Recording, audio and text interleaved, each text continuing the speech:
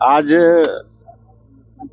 बाबा भोरम देव के दरबार में हम सपरिवार पहुंचे हैं और साथ में हमारे विधायक महोदया श्रीमती भावना बोहरा, हमारे जिला भाजपा के अध्यक्ष, हमारे संगठन के लोग, सभी लोगों की उपस्थिति में केरल के पंडितों द्वारा बाबा भोरम देव की विधिवत पूजा अर्चना की गई है और छत्तीसगढ़ की खुशहाली की कामना किए हैं। छत्तीसगढ़ में खुशहाली हो, छत्तीसगढ़ में सुख समृद्धि हो, हर घर में समृद्धि हो, इसकी कामना बाबा भोरम देव जी से की है। अनुष्ठान का उद्देश्य क्या है? छत्तीसगढ़ की खुशहाली है, छत्तीसगढ़ में सबके घर में सुख समृद्धि हो, इसके पीछे उद्देश्य ही है। सावन में आने वाला सर क्या तैयारी है? बिल्कुल, वो तो सावन में तो सौभाग्य है छत्तीसगढ़ का और भोरम देव का कि यहाँ पर भारत सरकार के प्रसाद योजना में करीब 148 करोड़ रुपए की स्वीकृति हुई है और जिसका काम प्रारंभ भी हो गया है। और पिछले हर साल यहाँ पर कांवरियों के ऊपर में फूल बरसाने के लिए हम लोग आते हैं। हमारे डिप्टी सीएम के साथ जो इस क्षेत्र के विधायक भी हैं, तो इस साल भी आएंगे। सहस्र कलश विधि, ये जो परशुराम कल्पसूत्र विधि जो है, मंदिर का जो पौराणिक मंदिर का प्राण प्रतिष्ठा का समय में किया जाता है। ये अभी सालों हो गए, हम लोग बहुत साल गुलाम रहे। हमारा जो प्रोटोकॉल्स है, जो विधि है, शास्त्र विधि जो है, वो 3 तरीके का है। आगम विधि, वेद विधि, वैदिक विधि, आगम विधि और तांत्रिक विधि, है ना।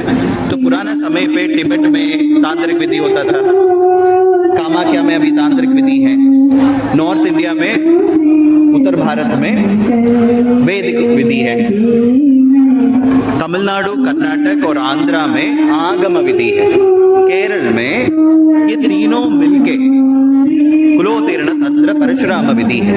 स्वयं शंकराचार्य भगवान ने पूरा भारत में हमारा धर्म को पुनर्स्थापित किया, है ना।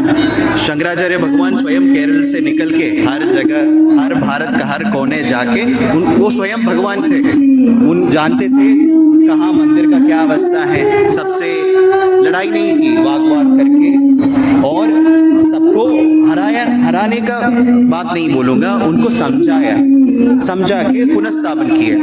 देखो, सोचो, हम लोग उनका एक व्यक्ति ने पूरा भारत का नक्शा पूरा बदल दिया, है ना।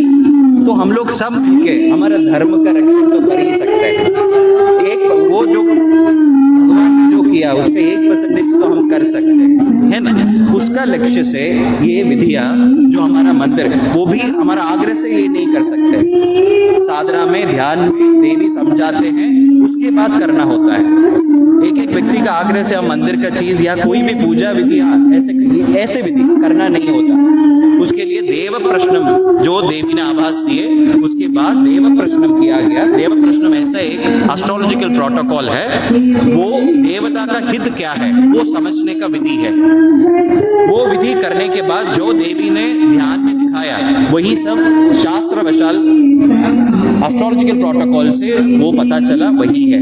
उसके बाद ये विधि किया गया।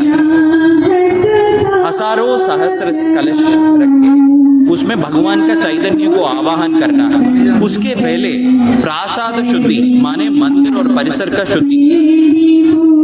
जो परिपाल देवता है, यहाँ पे भैरव देवता है, चंडी देवी है, हनुमान और गणपति है।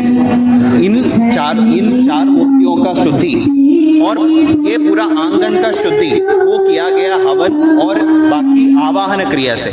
आवाहन क्रिया क्यों किया? क्योंकि मंदिर में भी नकारात्मक शक्तियाँ आते हैं और यहाँ पे ऐसा है कि ये थोड़ा सा मैं कुछ बोलता हूँ, बहुत कंट्रोवर्शियल होता है। मैं आज इसलिए पब्लिकली चीज़ें बोलता भी नहीं हूँ, मुझे पब्लिकली आना भी नहीं होता। मेरा सेवा भगवान और देवी के ऊपर है। मगर ये चीज़ लोगों को समझना चाहिए, मंदिर हमारा शरीर होता है। हम अशुद्ध होके भगवान को जाके छूना नहीं होता। यहाँ पुजारी लोग भी बताते हैं कि यहाँ दारू पी के ये सब करके आके भगवान को चूता है, वो सब सही नहीं होता।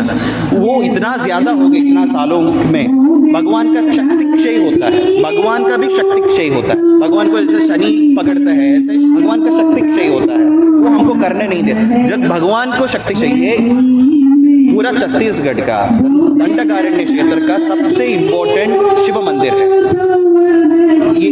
घोरम देव भगवान सब शक्तियों, बाकी यहाँ का शक्तिपीठ जैसे दंतेश्वरी देवी, महामाया, रतनपुर महादेवा, ये सब शक्तियों को जोड़ने वाला शिव है ये। तो जब भगवान सही अवस्था में नहीं होगा, ये क्षेत्र सही अवस्था में नहीं हो सकता। इसके कारण अष्ट भैरवों को ये करके आवाहन करके पूजा करके अष्ट भैरवों को 8 डायरेक्शन में अष्ट वसु अष्ट दिक्पालकर जैसे बना के क्षेत्र का रक्षा के लिए आवाहन करके वो रखा गया। प्रासाद शुद्धि किया गया पूरा क्षेत्र का। उसके बाद बिंब शुद्धि, शिवलिंग को बिंब बोलते, बिंबम, तो बिंब का शुद्धि किया गया। वो भी प्राण प्रतिष्ठा जो पहले जो होते थे सिद्ध, क्योंकि जैसे पुराना मंदिर है ना, सिद्ध लोग बनाते थे, इसके कारण वो जंगलों में होता था, पहाड़ के ऊपर होता था, जैसे राजवीधि में नहीं होते थे जैसे आजकल मंदिर सब बनाते हैं, क्योंकि हम आगरे से बनाते हैं मोस्टली।